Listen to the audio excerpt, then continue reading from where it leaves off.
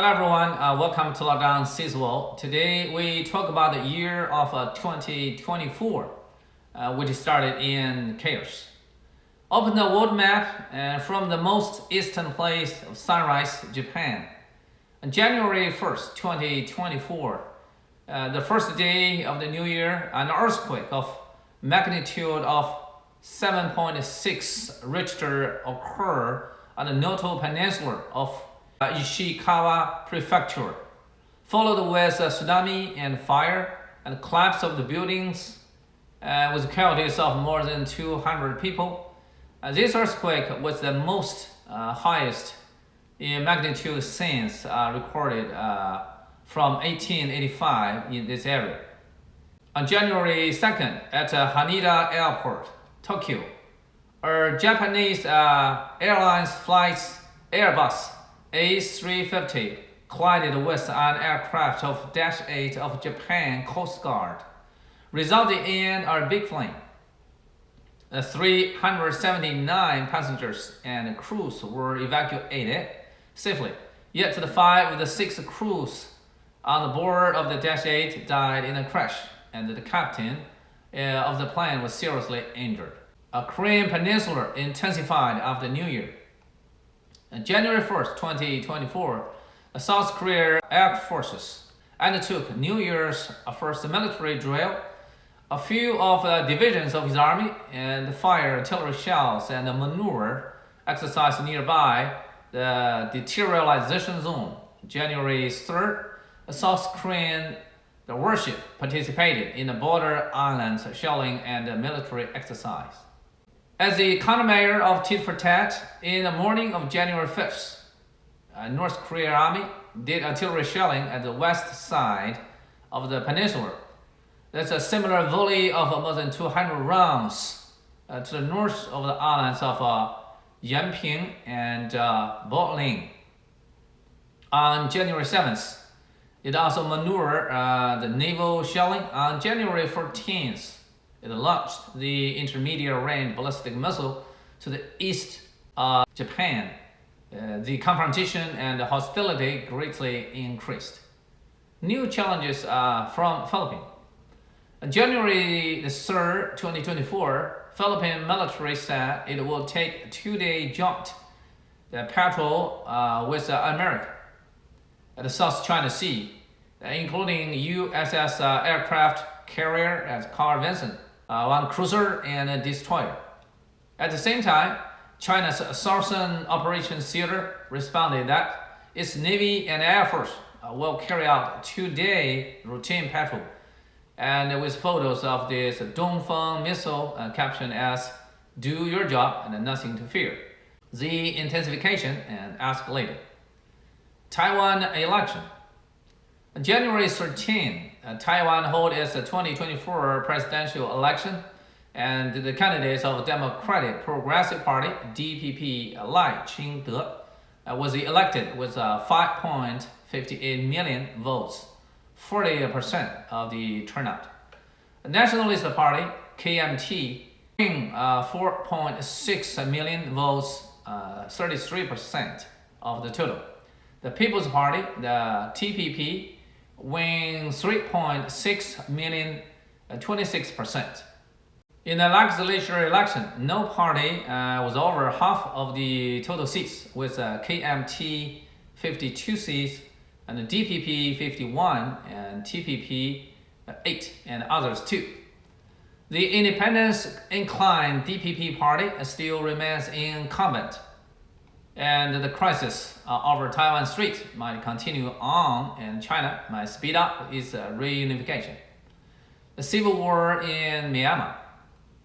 Since operation of the 1027 last year in north of Myanmar, the National Democratic Alliance armies, together with the Rakhine and the Palong and all other armed forces in Myanmar, opposed to the Myanmar militant government, and up to now they control almost more than half of the territory of the country. And the governmental troops were defeated and withdrew, and resulted in the military regime in jeopardy. January 5th, the Allied forces retook Laokai and Kokand. The area resumed indigenous Chinese autonomy. On January 10th to 11th, at Kunming, China, Chinese government mediated the parties involved in turmoil to a ceasefire agreement. The Houthi militants.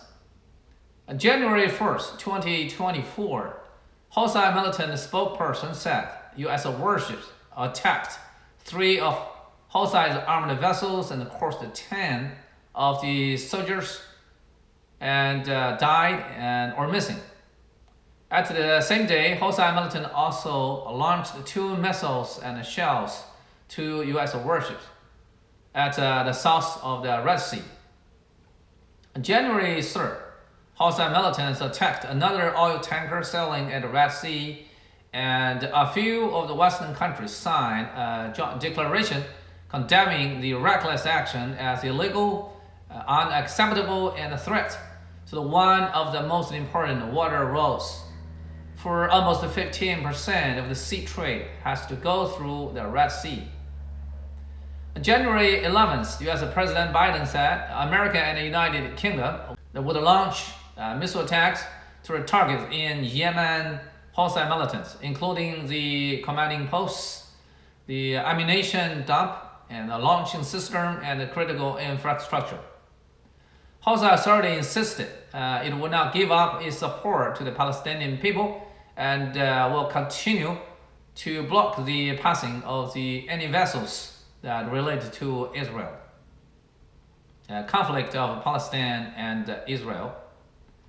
Since Hamas' bloody attacks to Israel on October 7th last year, Israel undertook massive retaliation to Gaza Strait and caused casualties of 23,000 Palestinian people, mostly females and children, and more than 1.9 million people homeless.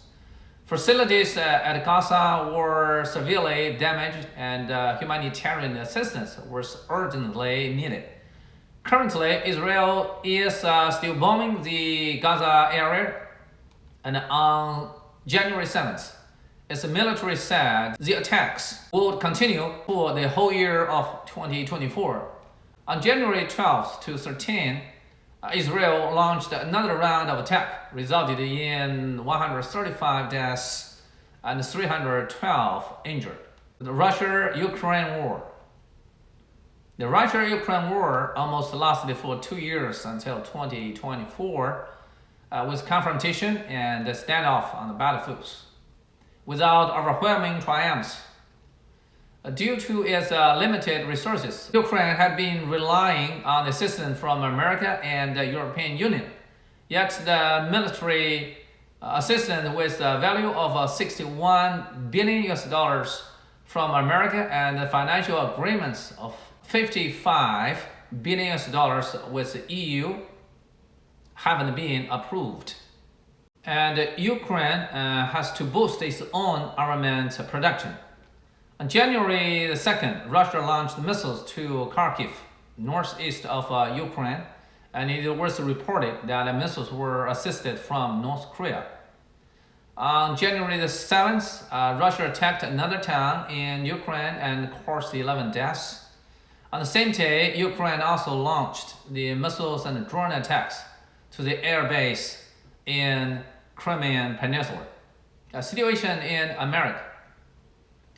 On January 1st, 2024, U.S. Defense Secretary Austin suddenly felt unfit and was sent to hospital ICU, incapable of doing his duty. U.S. Secretary of Defense plays a key role in U.S. national security, yet his 4-day hospitalization and leave of duty was unknown to the President or to the Congress, even to some of the high officials of the Department of Defense. President Biden was greatly shocked with the incident and asked for investigation. Yet he had no intention to remove Austin from the position.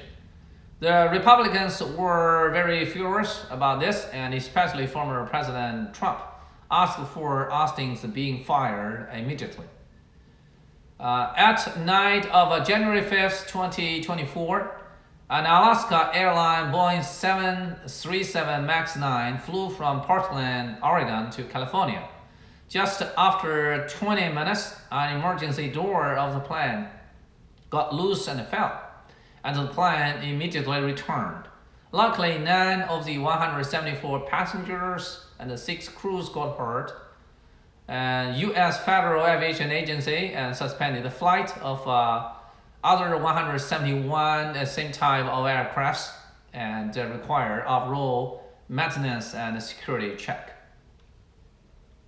After January 9th this year, America has suffered a severe winter storm with blizzard in the northwest central area and heavy snow made many president election campaigns canceled.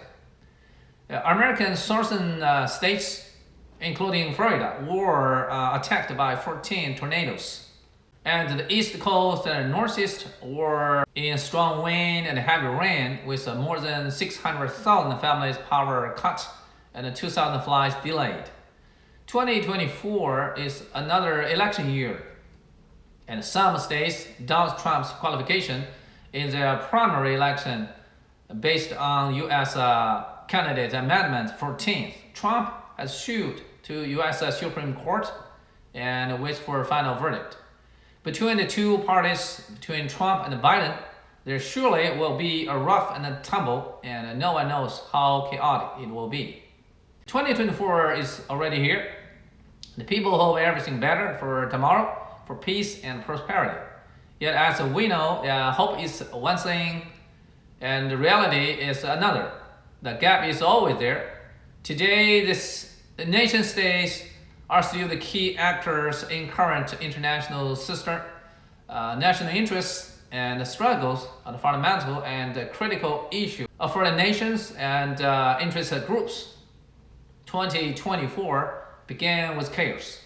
Yet, by the way, when has the world enjoyed a real peacetime? The above is today's program, and thank you for your watching, and see you next time. Thank you, bye.